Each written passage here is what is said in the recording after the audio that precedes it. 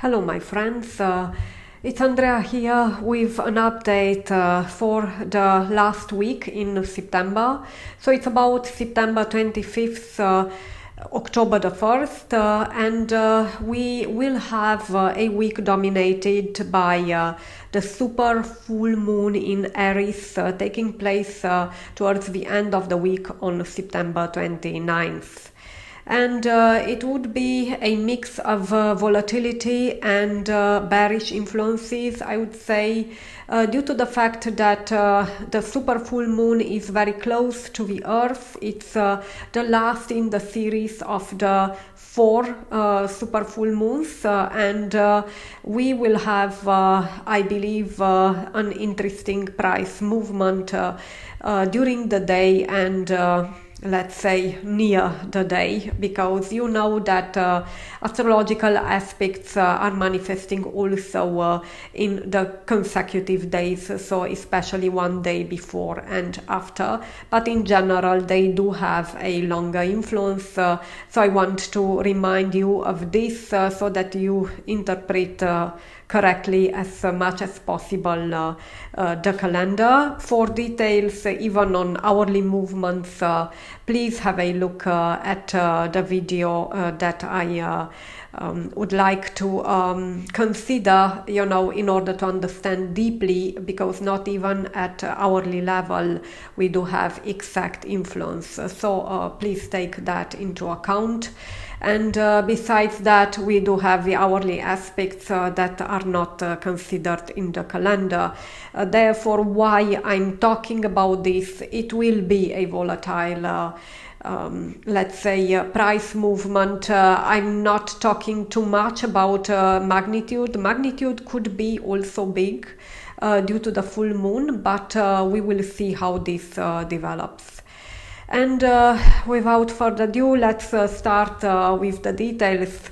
We will start with a positive influence, a Mercury-Jupiter trine on the 25th of September. So the influence at the beginning of the week is positive. Of course, we do have also influences from the previous weekend, basically from today and yesterday. Take them into account as well. It's not like a clean plate, but still we do have a positive start.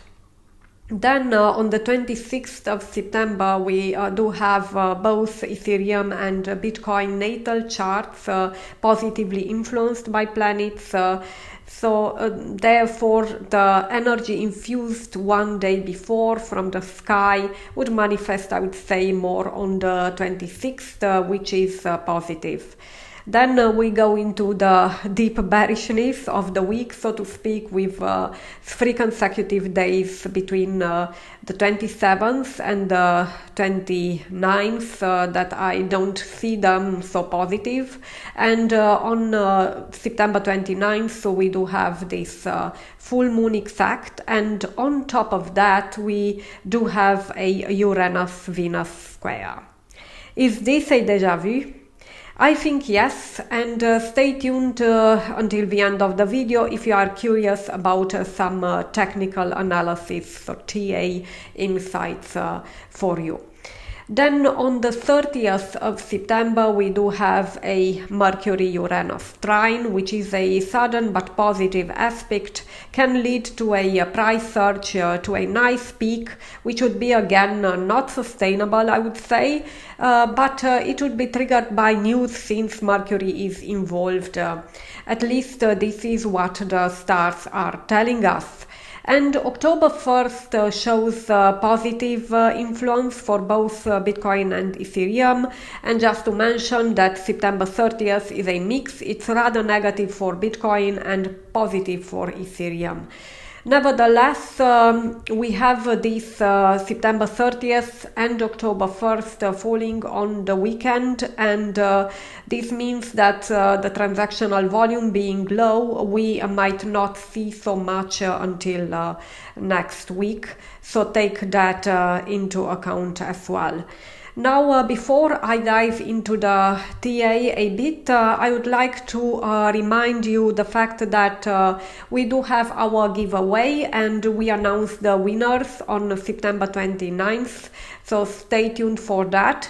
And towards the middle of the week, I aim to publish the October monthly forecast covering the eclipse season, so check the video as well during the week.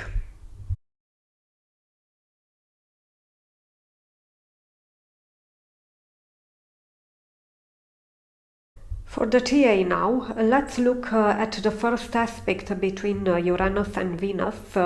Both Uranus and Venus were direct on July the 2nd, where you can see a green doji, and this marked the beginning of the sideways movements. You see a whole segment following up in the BTC 1-day chart, and this continued towards August as well.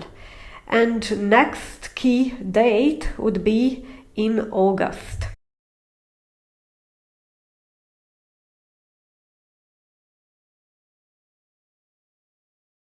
August 9th, we got a beginning of the decline, and this is signaled by a red bar. It's not quite a doji, but it's quite indecisive, so to speak, and it was a signal for the bigger drop to come.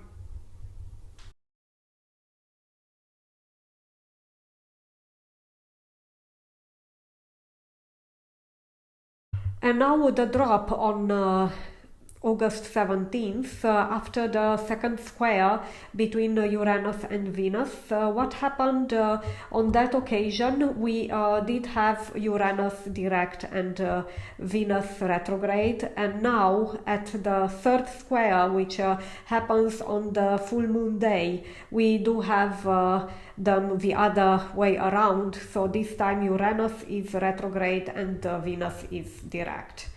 And what can I say? We can expect some turbulence for sure. Stay tuned for the video in October, because the beginning of October would be also quite interesting, and it will give you more insights on what can be expected.